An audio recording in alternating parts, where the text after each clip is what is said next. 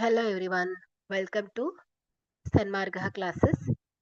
ಚತುರ್ಭುಜಗಳ ಪರಿಚಯ ಅಧ್ಯಾಯದ 56ನೇ ಪ್ರಶ್ನೆಯನ್ನ ಗಮನಿಸಿ. ಕೊಟ್ಟಿರುವ ಚಿತ್ರದಲ್ಲಿ ABCD ಒಂದು ಸಮಾಂತರ ಚತುರ್ಭುಜವಾಗಿದೆ.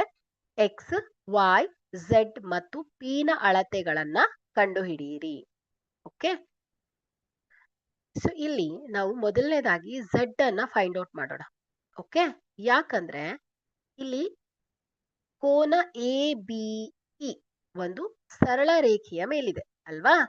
ಹಾಗಾದ್ರೆ ಇಲ್ಲಿ ABC ABE ಈ ಎರಡು ಕೋನಗಳು ಏನ್ ಹೇಳಿ ಪೂರಕ ಕೋನಗಳಾಗಿರತ್ತೆ. ಇವುಗಳ ಮೊತ್ತ 180 ಡಿಗ್ರಿ ಆಗತ್ತೆ ಅಲ್ವಾ?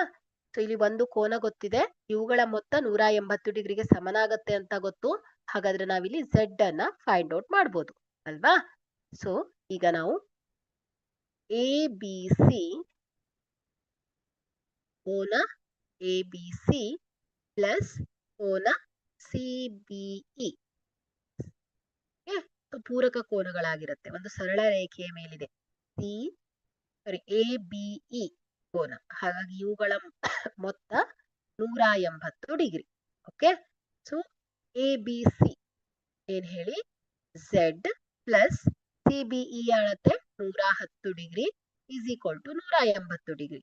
So Z is equal to 180 degree minus 110 degree. So Z is equal to 70 degree ಆಯ್ತು. ಹಾಗಾದ್ರೆ ನಮಗೆ Z ನ ಅಳತೆ ಬಂತು ಎಷ್ಟು? 70 ಡಿಗ್ರಿ ಅಂತ. ಹಾಗಾದ್ರೆ ಈ ಸಮಾಂತರ ಚತುರ್ಭುಜದಲ್ಲಿ ಅಭಿಮುಖ ಕೋನಗಳು ಸಮನಾಗಿರುತ್ತೆ ಅಲ್ವಾ? ಹಾಗಾಗಿ ಇಲ್ಲಿ ಕೋನ Z ಈಸ್ ಈಕ್ವಲ್ ಟು ಏನ್ ಹೇಳಿ ಕೋನ P ಗೆ ಸಮ. ಅಭಿಮುಖ ಕೋನಗಳು, ಹಾಗಾಗಿ Z 70 ಡಿಗ್ರಿ ಆದ್ರೆ P ಕೂಡ 70 ಡಿಗ್ರಿನೇ ಆಗತ್ತೆ. Z ಗೊತ್ತಾಯ್ತು, P ಕೂಡ ಗೊತ್ತಾಯ್ತು.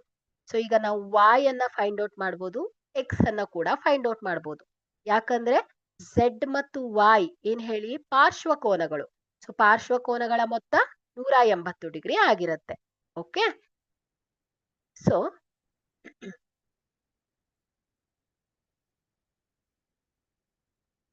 ಕೋನ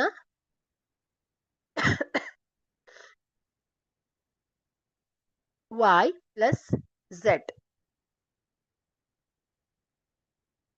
Y plus Z is equal to 180 degree. So Y ಮತ್ತು Z ಗಳು ಪಾರ್ಶ್ವ ಕೋನಗಳು.